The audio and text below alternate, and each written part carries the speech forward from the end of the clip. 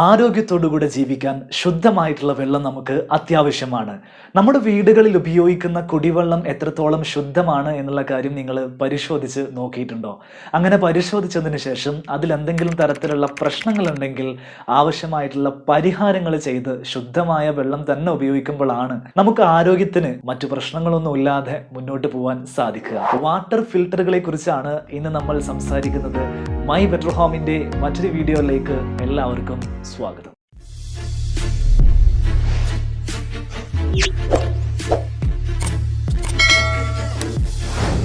പൊതുവെ കുഴൽ കിണറുകളിൽ നിന്നും കുടിവെള്ളം ശേഖരിക്കുന്ന വീടുകളിലാണ് വെള്ളത്തിന്റെ പ്രശ്നങ്ങളും ഫിൽട്ടർ വെക്കേണ്ട സാഹചര്യവുമൊക്കെ കാണാറുള്ളത്. ഭൂഗർഭ അറകളിൽ നിന്നും നമ്മൾ ശേഖരിക്കുന്ന വെള്ളത്തിന് സാധാരണ നമ്മുടെ കിണറുകളിൽ നിന്ന് ലഭിക്കുന്ന വെള്ളത്തിന്റെ ഗുണമോ രുചിയോ ഒന്നും ഉണ്ടാവാറില്ല. അതിന് കാരണം സാധാരണ നമ്മുടെ വെള്ളത്തിൽ കാണാറുള്ള കാൽസ്യം, മഗ്നീഷ്യം, ക്ലോറൈഡ്, അയൺ തുടങ്ങിയിട്ടുള്ള ധാതു ലവണങ്ങളുടെ അളവ് നമുക്ക് സേഫായ പരിധിയേക്കാൾ വളരെ കൂടുതലുള്ള അളവിൽ കുഴൽ കിണറിലുള്ള വെള്ളത്തിൽ കാണപ്പെടുന്നു എന്നതുകൊണ്ടാണ്. പൈപ്പ് തുറക്കുമ്പോൾ കലങ്ങിയ വെള്ളം വരിക, ചുവന്ന നിറത്തിലുള്ള വെള്ളം ലഭിക്കുക, വെള്ളം കുടിക്കുന്ന സമയത്ത് നമുക്കൊരു കാഠിന്യം അനുഭവപ്പെടുക, നമ്മുടെ വാഷ് ബേസിനിലും ക്ലോസറ്റുകളിലുമെല്ലാം വെള്ളത്തിന്റെ കറകൾ രൂപപ്പെട്ടു വരിക.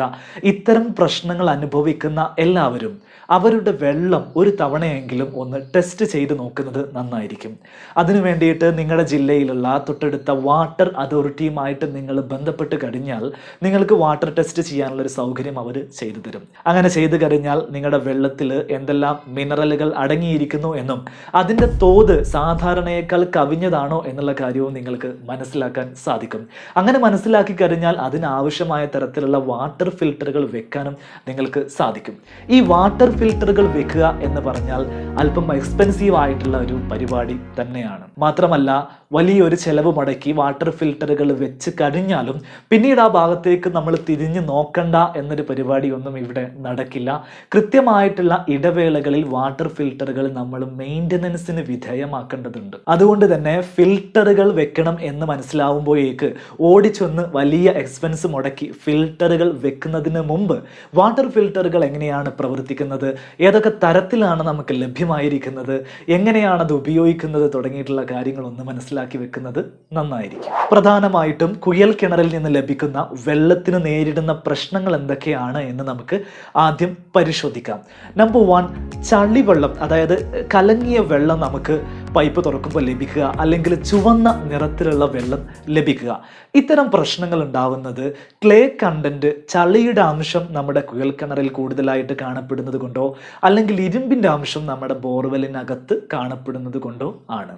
ഈ പ്രശ്നങ്ങൾ നമുക്ക് വളരെ ഈസി ആയിട്ട് പരിഹരിക്കാൻ കഴിയുന്ന പ്രശ്നങ്ങൾ കൂടെയാണ്. അതിന് നമ്മൾ ചെയ്യേണ്ടത് ഒരു വലിയ വെസലിനകത്ത് മണലുകളും മെറ്റലുകളൊക്കെ നിറച്ചു വെച്ചിരിക്കുന്ന രീതിയിലുള്ള ഒരു വലിയ ഫിൽട്ടർ നൽകിയിട്ട് നമ്മുടെ വെള്ളം അതിലൂടെ കടത്തിവിടുന്ന സമയത്ത് ചളി വേറെയും വെള്ളം വേറെയായിട്ട് നമുക്ക് അരിച്ചെടുക്കാൻ സാധിക്കും.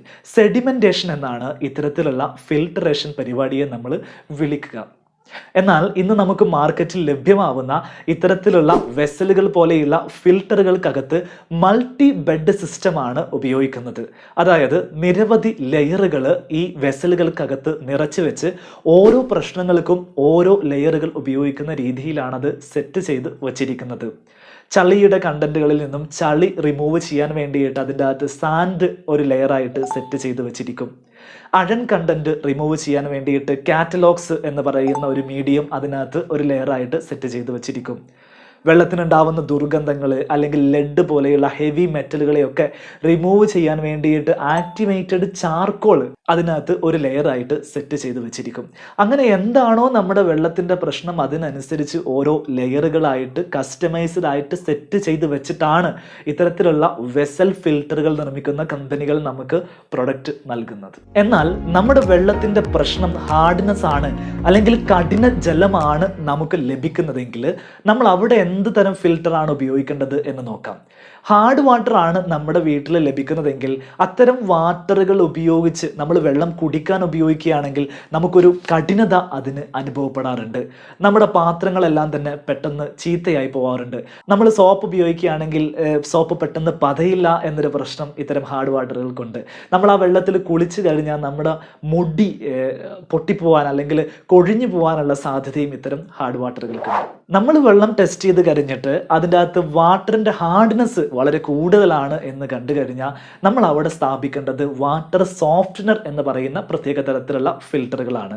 നേരത്തെ നമ്മൾ പറഞ്ഞ വെസൽ ഫിൽറ്ററുകൾ പോലെ തന്നെ ഒരു വലിയ വെസലിനകത്ത് കാൽസ്യത്തിനെയും മഗ്നീഷ്യത്തിനെയും ഒക്കെ വേർതിരിക്കാൻ കഴിവുള്ള ഒരു റെസിൻ നിറച്ച് വെച്ചിട്ടുള്ള ഒരു സംഗതിയാണ് ഇത്തരത്തിൽ വാട്ടർ സോഫ്റ്റ്നർ എന്ന് പറയുന്നത്.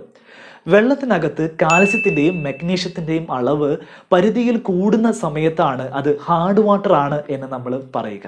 ഹാർഡ് വാട്ടർ ആണ് നമ്മുടെ വെള്ളമെങ്കിൽ അത് പരിഹരിക്കാൻ ശരിക്ക് അല്പം ബുദ്ധിമുട്ടാണ് എന്നുള്ളത് തന്നെയാണ് വസ്തുത.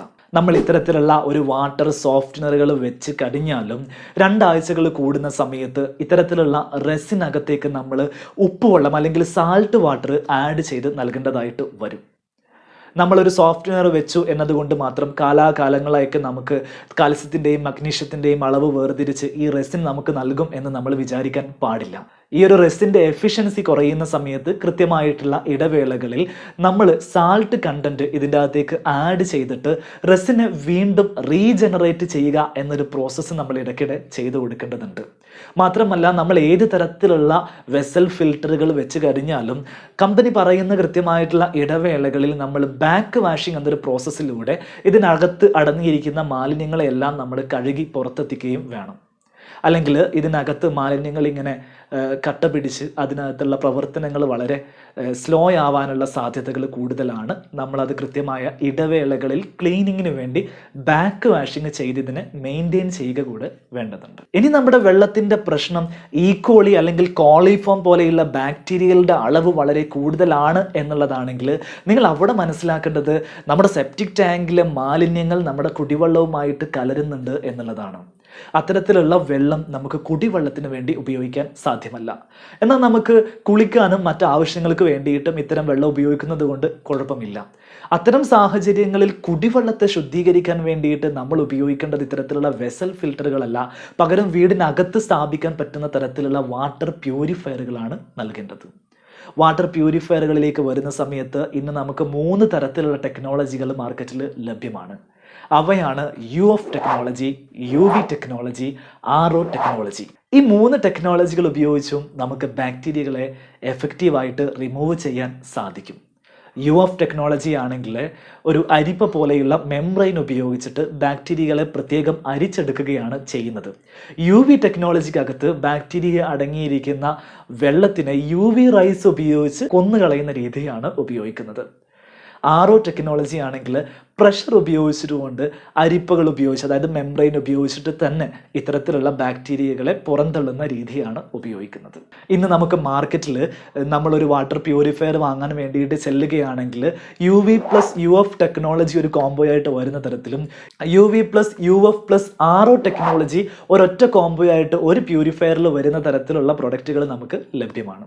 നിങ്ങളുടെ ബഡ്ജറ്റിനും നിങ്ങളുടെ ആവശ്യങ്ങൾക്ക് അനുസരിച്ചിട്ടാണ് ഇതിനകത്ത് ഏത് കോമ്പിനേഷൻ നിങ്ങൾ മേടിക്കണം എന്ന് തീരുമാനിക്കുന്നത്. RO ടെക്നോളജി എന്ന് പറയുന്നത് അല്പം എക്സ്പെൻസീവ് ആയിട്ടുള്ള എന്നാൽ ഏറ്റവും എഫക്റ്റീവ് ആയിട്ടുള്ള ഒരു വാട്ടർ ഫിൽട്രേഷൻ ടെക്നിക്ക് കൂടെയാണ്. വെള്ളത്തിൽ അടങ്ങിയിരിക്കുന്ന TDSൻ്റെ അളവ്, അതായത് വെള്ളത്തിൽ അടങ്ങിയിരിക്കുന്ന ധാതു ലവണങ്ങളുടെ അളവ് പരിധിയിൽ കൂടുതലാണെങ്കിൽ നമുക്ക് അവിടെ RO ഫിൽറ്റർ തന്നെ ഉപയോഗിക്കേണ്ടതായിട്ട് വരും.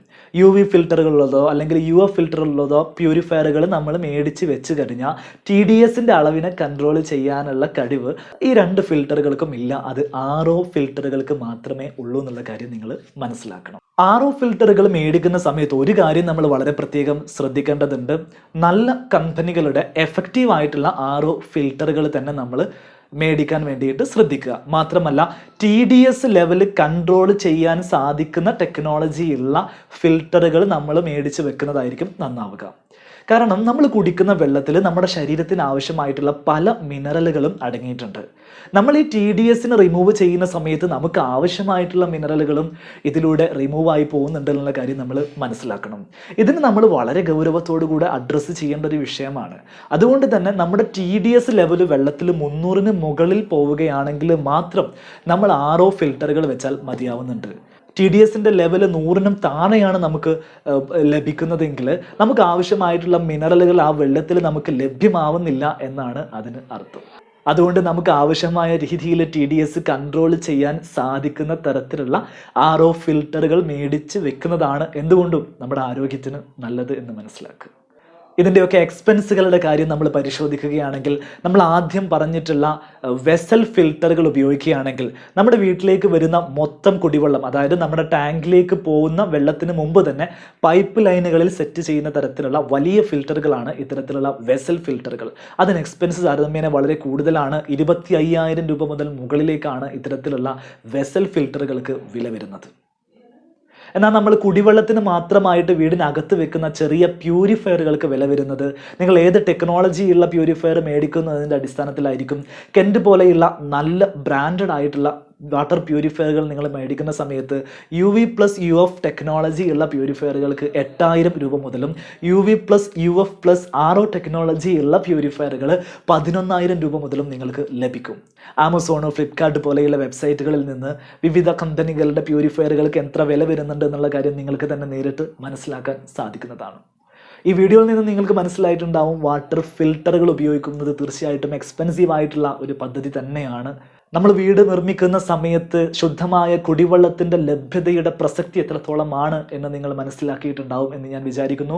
നമ്മളൊരു സ്ഥലം സെലക്ട് ചെയ്യുന്ന സമയത്ത്, വീട് വെക്കാൻ വേണ്ടി ഒരു പ്ലോട്ട് മേടിക്കുന്ന സമയത്ത് കുടിവെള്ളത്തിൻ്റെ ലഭ്യത നിർബന്ധമായിട്ടും നമ്മൾ ഉറപ്പുവരുത്തേണ്ട സംഗതികളിൽ ഒന്ന് തന്നെയാണ്.